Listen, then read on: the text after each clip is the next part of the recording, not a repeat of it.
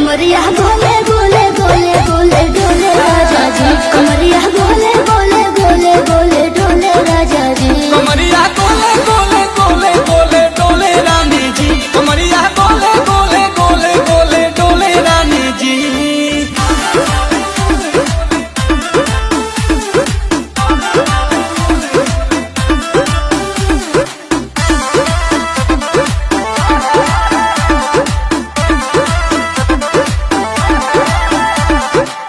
लागलू ऐठे आ कोहरा में बैठे करे करे जा धक्का धक